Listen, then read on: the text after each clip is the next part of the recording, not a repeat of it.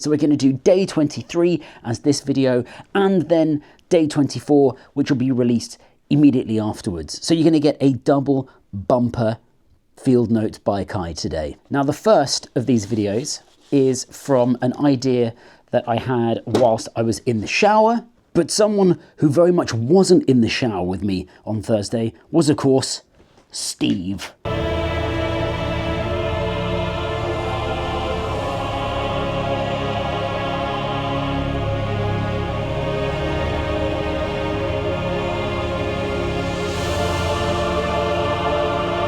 This is day 23. Welcome to Field Notes by Kai. Remember, all of these making music every day on the OP-1 field, and the idea of making music towards this album that I'll release this year is that these are base ideas and sketches, and then you will get to choose which ones get fully developed. So we're going to call this one Shower Thoughts,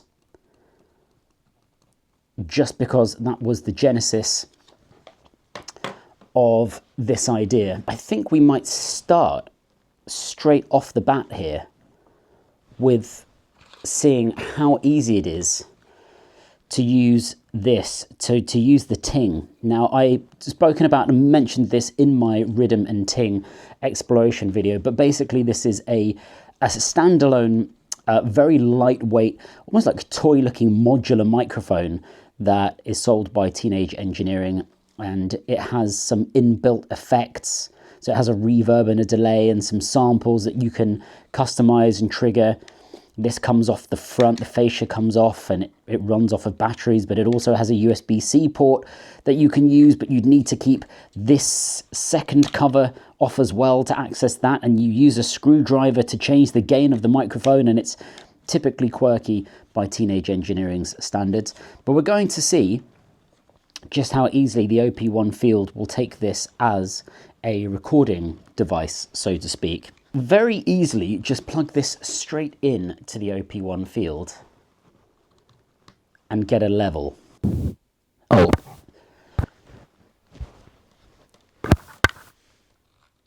Okay, that was very loud. But yes, we can. That click that you're hearing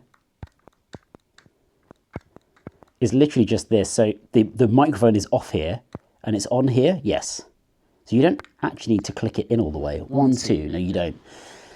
Okay, this is going to make recording vocals so much easier than obviously having to hold the OP-1 field to my mouth. So let's see how this sounds with if I press the orange button here.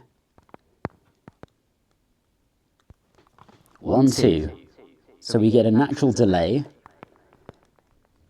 1, 2. 1, 2. So it's like I think it's just a reverb. It's a very springy reverb. 1, 2. 1, 2. I wonder whether actually I might have use for this. Oh, it pitches it. It changes the pitch. That's the problem. So I should explain the chords that I have in my head for this idea. So it's D major and then a D7. But you'll notice that I'm putting the 7 of the D7 down in the bass. So rather than playing a conventional D7 chord, which would be D, F sharp, A, and then the dominant 7, the flattened 7 at the top, which is a C. So we have that la right at the top. Instead, I want that descending notion in the bass, so it's really guiding us in the low end. So instead, it's a really nice way to guide. Now, naturally, that's sort of pulling us towards descending to a B. Now, that would work over my E minor, but it's almost a little bit too cliche. It's a little bit too cliche. So I'm going to avoid it for now. But what I am playing is an E minor 7, but with the 7 in the bass. So what I was playing there was E minor, and then the 7, the flat 7, which is a D in the bass.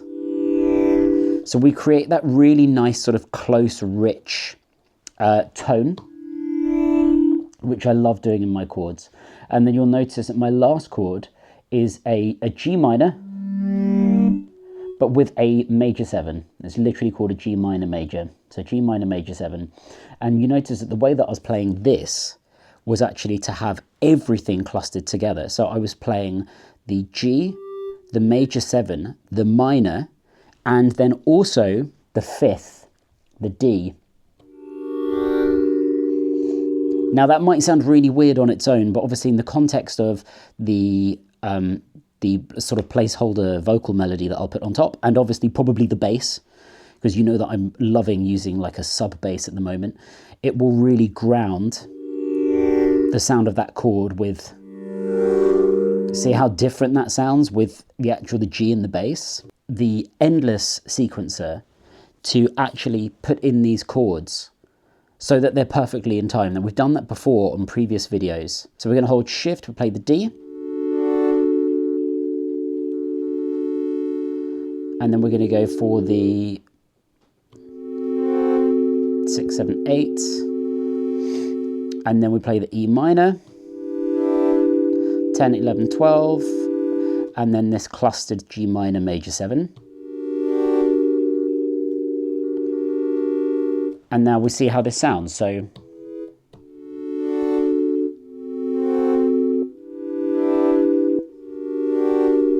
my placeholder lyrics, they're quite heavy, not necessarily with any context, but let me know whether they might resonate with you, he says with a laugh.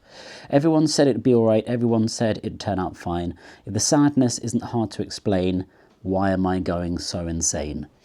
So we are going to find a way to use the Ting to put these very heavy sounding lyrics over this chord progression. And let's see how we do.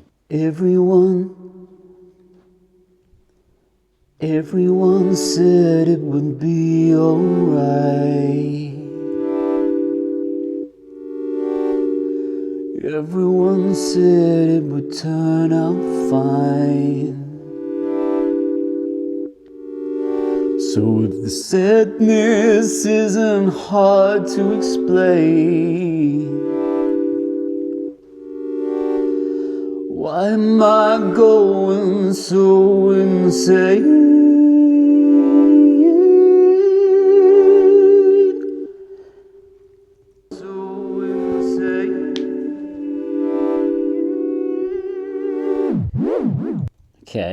Okay, so what I want to do now is on the 3rd track, I want to also have the amp engine, and we're also going to go for distant. Oh, maybe we're not. Be alright. Basically want to have like a call and response here. Everyone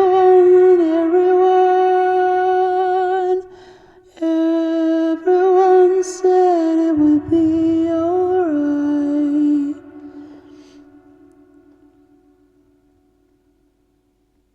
Everyone said it would be alright. Be alright, be alright.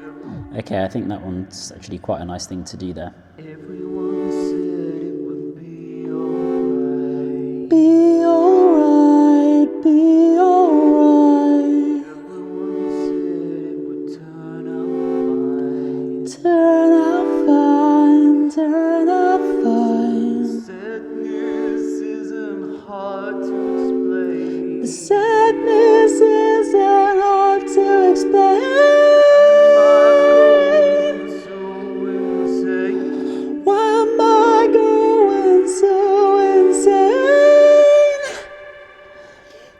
I don't think I'm necessarily going to take this into like a B section for now. Okay, let's mute the vocals for now.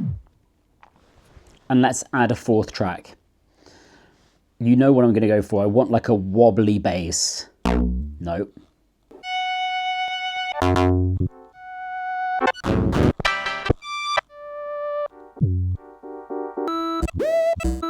How's that going to sound pitched down? Organ bratto.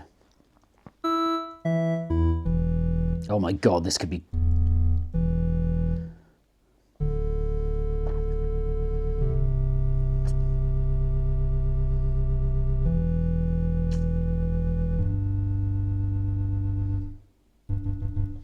here we go.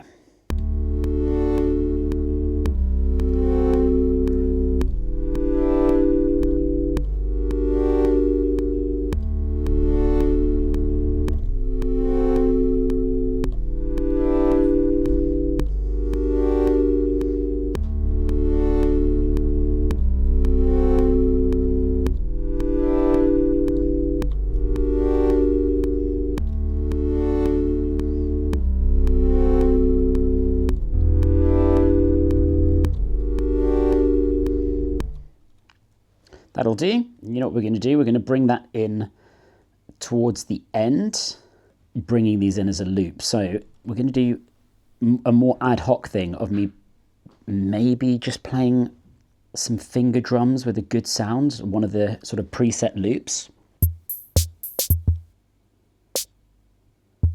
It needs to be something minimal.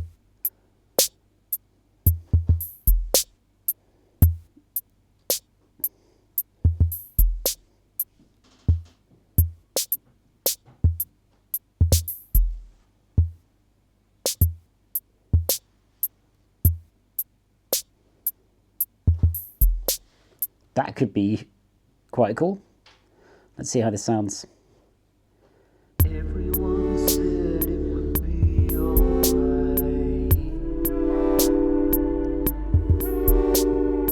Everyone said it would turn out fine. That will work. We just need to make sure it's much quieter in the mix, in all honesty. So let's work out a good way to do this. Whack an effect on here.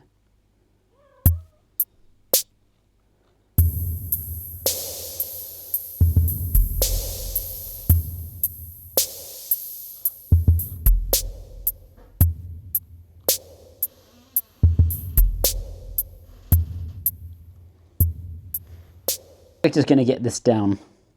Let's do this. We're not going to overthink this. We're going to get this down as the idea, as it is. We're going to mute this, and we're going to keep our first track. What's track 4 again? The bass. Let's see if we can do this. This then, my friends, is day 23, Shower Thoughts.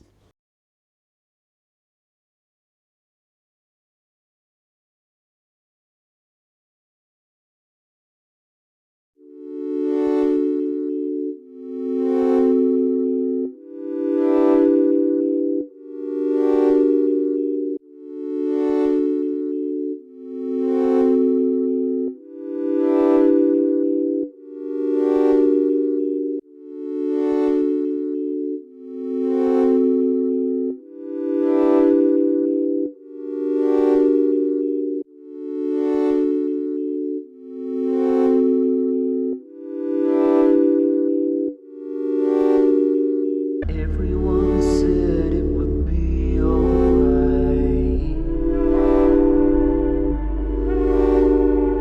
Everyone said it would turn out fine.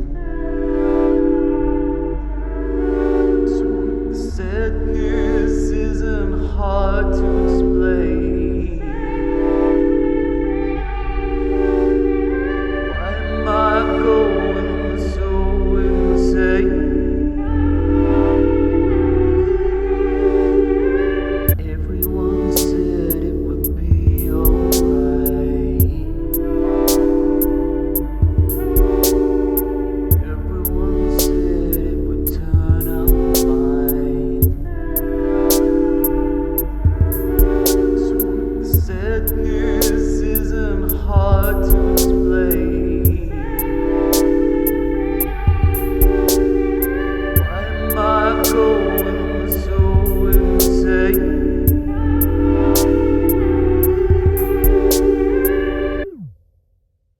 And that, my friends, was day 23, Shower Thoughts. Thank you, as ever, for joining me for another day and another video.